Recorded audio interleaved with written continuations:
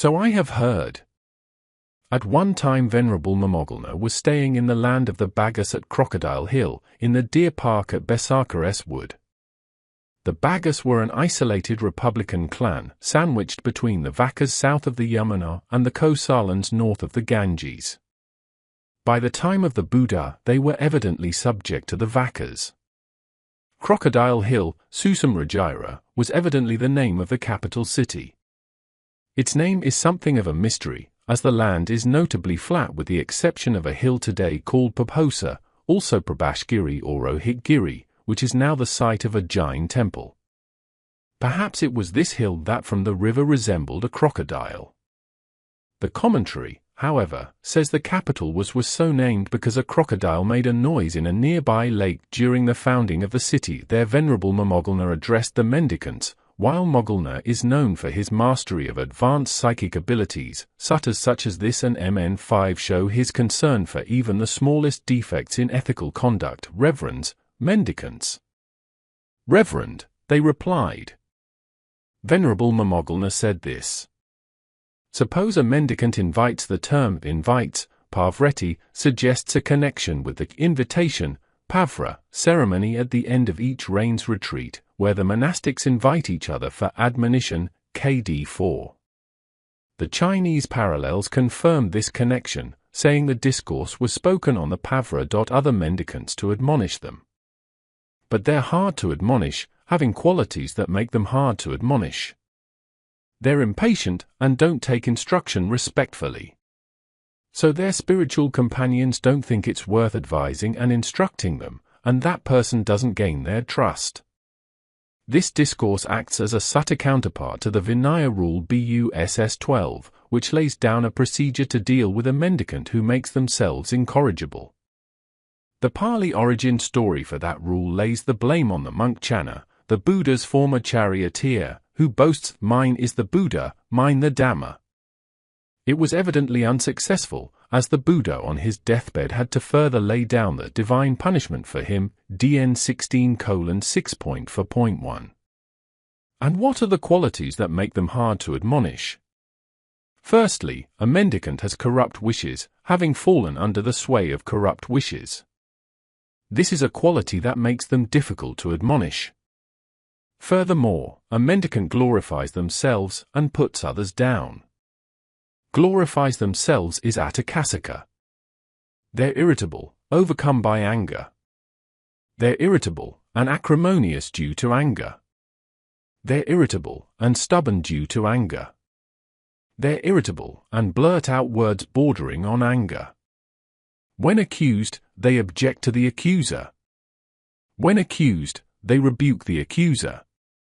When accused, they retort to the accuser. When accused, they dodge the issue, distract the discussion with irrelevant points, and display annoyance, hate, and bitterness. When accused, they are unable to account for the evidence. Apadna means the traces or marks left behind, in this case the evidence of misdeeds. They are offensive and contemptuous. They're jealous and stingy. They're devious and deceitful. They're obstinate and arrogant. Furthermore, a mendicant is attached to their own views, holding them tight, and refusing to let go. Compare MN8:12.45. This too is a quality that makes them difficult to admonish. These are the qualities that make them hard to admonish. Suppose a mendicant doesn't invite other mendicants to admonish them. But they're easy to admonish, having qualities that make them easy to admonish. They're accepting, and take instruction respectfully. So their spiritual companions think it's worth advising and instructing them, and that person gains their trust.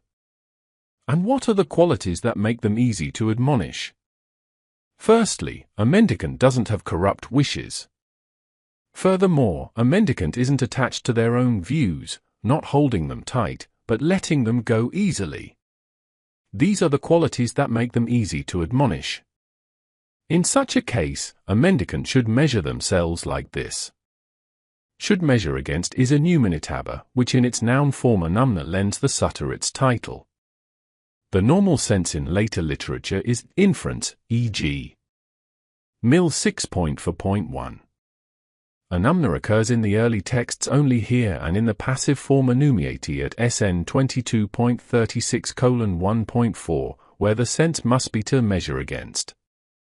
This passage also discusses how to measure oneself in relation to another, an external standard, whereas the next section on reflection applies an inner standard. Hence the commentary glosses with, should compare, should judge, tulatabo tratabo. This person has corrupt wishes, having fallen under the sway of corrupt wishes. And I don't like or approve of this person. And if I were to fall under the sway of corrupt wishes, others wouldn't like or approve of me. A mendicant who knows this should give rise to the thought, I will not fall under the sway of corrupt wishes. This person is attached to their own views, holding them tight and refusing to let go. And I don't like or approve of this person. And if I were to be attached to my own views, holding them tight and refusing to let go, others wouldn't like or approve of me.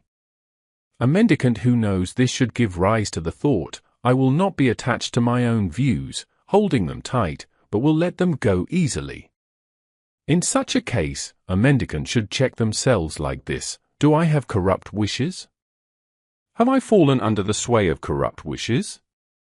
Suppose that, upon checking, a mendicant knows that they have fallen under the sway of corrupt wishes. Then they should make an effort to give up those bad, unskillful qualities. But suppose that, upon checking, a mendicant knows that they haven't fallen under the sway of corrupt wishes. Then they should meditate with rapture and joy, training day and night in skillful qualities. Suppose that, upon checking, a mendicant knows that they are attached to their own views, holding them tight, and refusing to let go. Then they should make an effort to give up those bad, unskillful qualities. Suppose that, upon checking, a mendicant knows that they are not attached to their own views, holding them tight, but let them go easily. Then they should meditate with rapture and joy, training day and night in skillful qualities. Suppose that, upon checking, a mendicant sees that they haven't given up all these bad, unskillful qualities. Then they should make an effort to give them all up. But suppose that, upon checking, a mendicant sees that they have given up all these bad, unskillful qualities. Then they should meditate with rapture and joy, training day and night in skillful qualities. Suppose there was a woman or man who was young, youthful, and fond of adornments, and they check their own reflection in a clean bright mirror or a clear bowl of water. If they see any dirt or blemish there, they try to remove it. Moggolna also takes part in a similar conversation about blemishes at MN 5:3.1. But if they don't see any dirt or blemish there, they're happy, thinking, how fortunate that I'm clean. In the same way, suppose that, upon checking, a mendicant sees that they haven't given up all these bad, unskillful qualities. Then they should make an effort to give them all up. But suppose that, upon checking, a mendicant sees that they have given up all these bad, unskillful qualities.